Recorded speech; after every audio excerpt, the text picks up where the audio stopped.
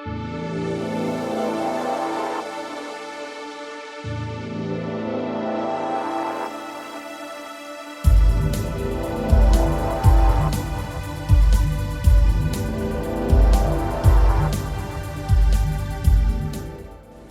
YouTubers, welcome back to another one of my favorite projects, Nadia.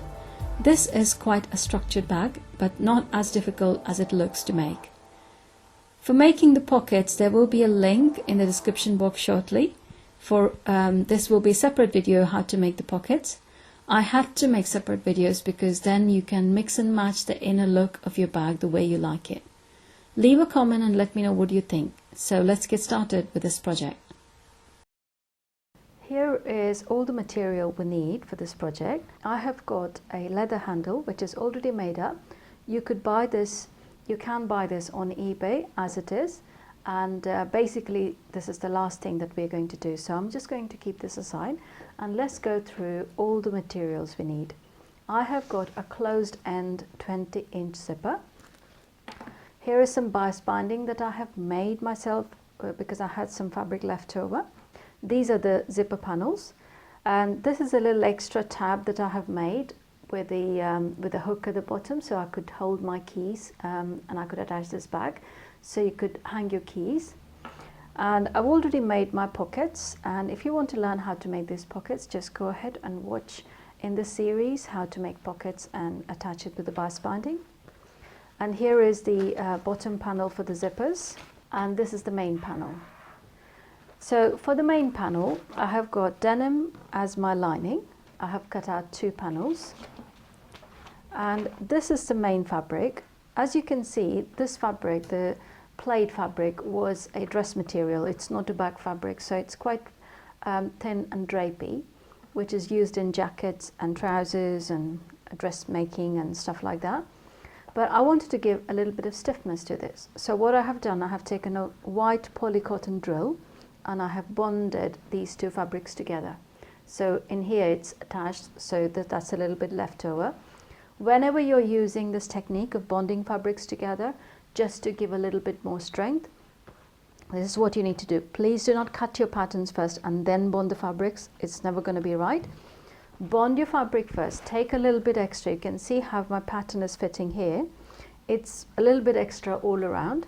So bond the fabric first and then mark and cut out your patterns. That way you won't have any edges that could be wrinkly, it could be a little less, a little bit more. Okay, so that's what we're going to do. I'm going to mark this and cut out, and then we start putting the bag together. When I'm cutting the bonded fabrics together, I always prefer to cut it on flat, not on fold. It just makes it slightly easier just to get the pattern right. Because when you fold this fabric, sometimes air bubbles form, so it's probably best to cut it on flat. These are the 2 lining panels we have, and just go ahead and place one of the zipper panel right at the top. And you will see when you place it, because the pattern is not straight, you will get a little bit of corner shape like so. Don't worry about it. Just place it right at the top. That's why we have this extra panel, so it kind of doesn't come into contact with the top panel.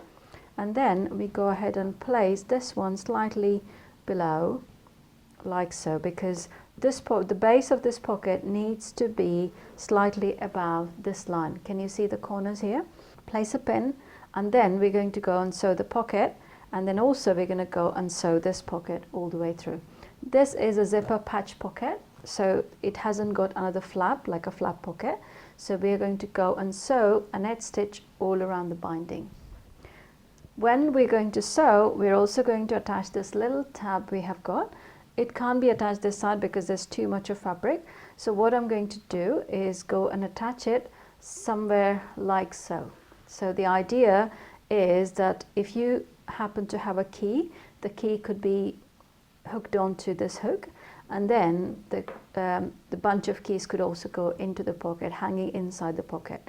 Okay, so you can always change the position if you don't like this position, but I quite like it in the side like so.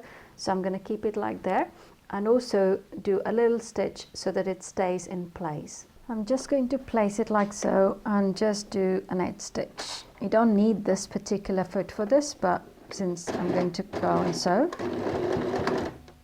since I'm going to go and sew the pocket, I might as well use this. Okay, now I go and place my foot. This is the edge stitching foot.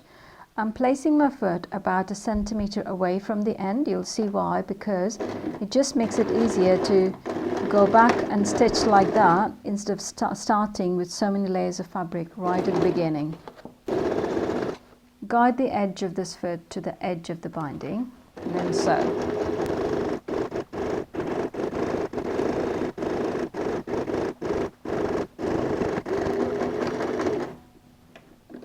Okay, now we're going to go and sew the zipper pocket. So exactly the same way, just start at the edge.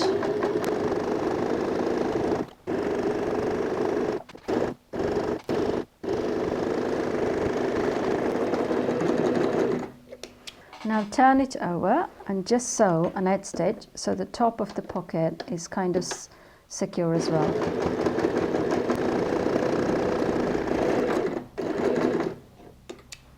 Here we have sewn the pockets, both the patch pocket and the zipper pocket. We've also sewn in the tab. I'm going to keep this aside and we are going to work on the zipper panel. These are the panels that goes to the bottom of the zipper. These goes to the side. So we have 2 layers of lining, 2 layers of main fabric, 2 main fabric and 2 layers of lining. You can also use 22-inch zipper. I'm using a 20-inch zipper, so you can see my zipper is actually ever so slightly smaller than this panel. Don't worry, you have enough fabric, and later on you will see we can trim the excess off. Okay, so what I'm going to do, I'm going to take 2 layers of main fabric. I'm going to place the right side of the fabric like so on the zipper and go and sew an edge stitch all the way through. Once I've sewn one side, I'm going to go and place it this one like so, go and sew an edge stitch on the other side as well. There's my zipper and that's the main fabric. I'm not going to start at the beginning. I'm going to start probably about 2 inches away from the puller, wherever I can start. You'll see why, because we have to shift the puller up and down when we sew. To avoid this, I'm going to start a little bit away and place my presser foot. I'm just using an ordinary foot so that the edge of the presser foot is edging the teeth of the zipper, and then I push my needle to the extreme left and then start sewing.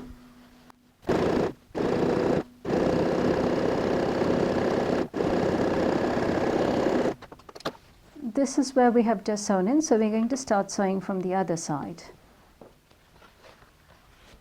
When you start sewing from the other side, because this is extra, we can always cut this off. So I'm going to leave that extra because this we're going to trim later. Let's just go ahead and start like so.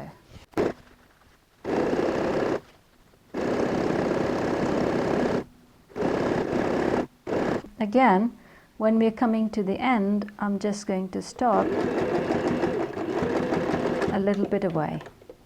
Okay, this is where we have sewn in, like so. This is extra, we're going to cut this off later, don't worry about it. Now we're going to go and take the lining fabric and place the wrong side like so, and then go ahead and sew on top of the same stitch that you have sewn. Once we've done this, we're going to go and do exactly the same on the other side. So the lining should be sewn in on both the sides. Okay, there's the lining and that's the fabric we have sewn in. I'm just going to place it like so and go ahead and sew on top of the same stitch again. When you get confident, you can hold both the layers together and sew together with one stitch. You don't have to do it twice. But if you're doing this for the first time or you're not confident, this is the best way to do it. Okay, here is the beginning of the zip and here is the end of the zip. Let's just trim this extra bits off, we don't need it anymore. And the same way on the beginning of the zip, we're just going to trim this off. Doesn't have to be very neat because you'll see why in a minute. And that's the right side. What we're going to do is just open the zip a little bit like so, go and close this that way. You're not going to be fiddling with the zipper puller up and down as you sew. It just makes it ever so slightly easier. So we're going to go and sew this stitch and close it. Once you've closed it, come back and then iron the whole thing, and then we're going to put a top stitch. Okay, let's just go ahead and close the stitch. That's the beginning of the zip. We have pulled the puller back, so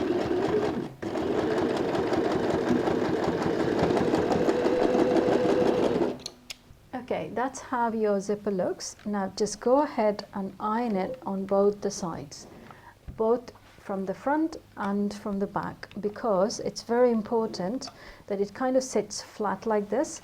And also try and open and close your zipper several times so the fabric is not stuck anywhere. If it's stuck, then you might have to put your stitching slightly bit away so that the zipper tape could be seen a little bit. I have put it quite close, but you don't have to. You can show the zipper tape a little bit. Now we need to do a top stitch right at the edge of the zip on both the sides. I have changed my foot to zipper foot, and I'm going to edge the edge of the foot to the edge of the fabric and sew a top stitch.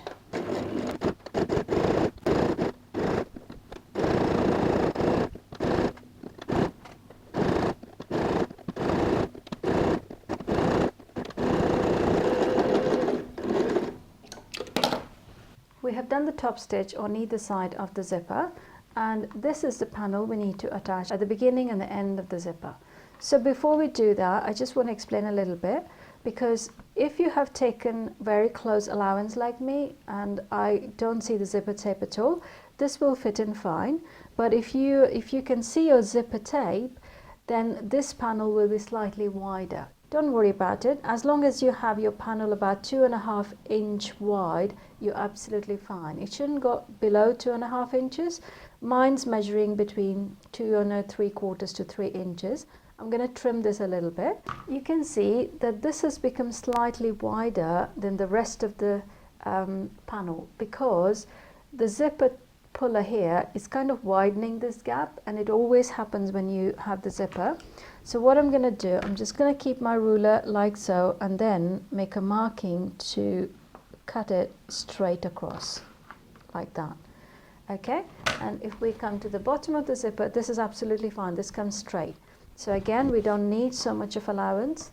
So I'm going to go and place my ruler like so, and leave about 1/2 inch to 3/4 of an inch from the end of the puller, end of the zipper, to the end of the fabric.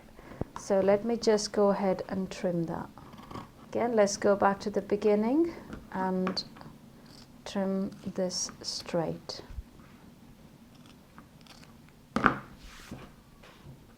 Okay, now pull your zipper slightly away, and then we're going to place this fabric on top like so, and go and sew a 1/2 inch stitch.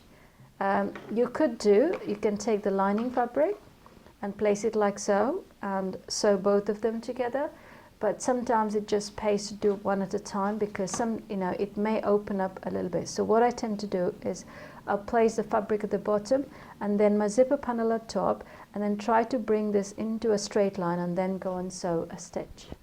Okay, I'm going to place it like so, hold the first line together.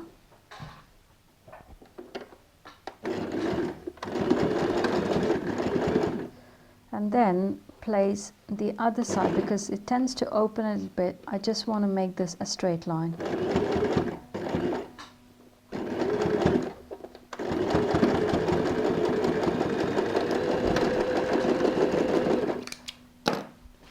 Okay, that's how it looks. Now what I'm going to do is place this part of the lining like so, and turn it over, and then just make sure that the panel is sitting right, and go and sew a stitch on top of the stitch that I've already sewn.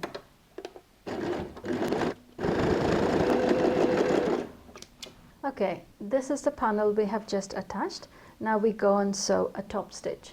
When we go and sew the top stitch, I'm also going to attach the other 2 panels to the other end of the zipper.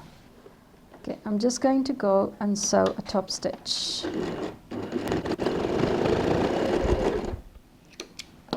Okay, here we have attached the panels on both the sides. Now I've also done marking, if you can see closely, that it's 2.5 inch wide final width of the fabric. That's why you might get a little bit excess on the zipper panel. So just go ahead and make the marking about 2.5 inch wide, final measurement on both the sides, and we're going to trim this excess bit off all the way through. It's very important you get this between 2.5 to 3 inches. This panel should be final kind of strip. Okay, so I'm going to trim this and put an edge stitch on both the sides so it kind of holds in place when we start sewing the bag together. Okay, before we go ahead and sew this panel to the main part of the bag, I just want to show you that I've made a little tab, basically folded bias binding like so, and passed it through a D-ring. And it would be helpful to have something like this just at the beginning of the zipper and the end of the zipper, because when you close your bag you always need something to hold and then pull your zipper puller. So this could have gone into the join here. Usually that's what you see in the commercial bags, but because we've got so many layers of fabric going through there, it might kind of cause a little bit of up and down when you sew. So what I'm going to do is I'm going to place it like so, and then cover it with another, you can use bias binding, I've just folded a new tape, and then go and sew on either side. So you still have the tab, but you don't have to go through this bulky join seam.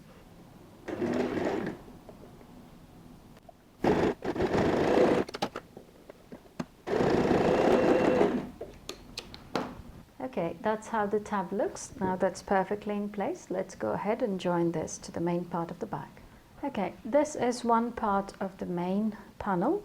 And if you haven't made your center notch mark, just go ahead, fold the panel like so and make a center notch mark. Now this is the wrong side, now this is the right side.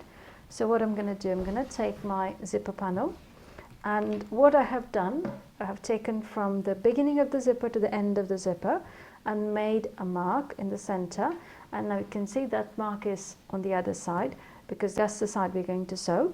Don't make a notch mark, because then you will end up eating into the seam allowance.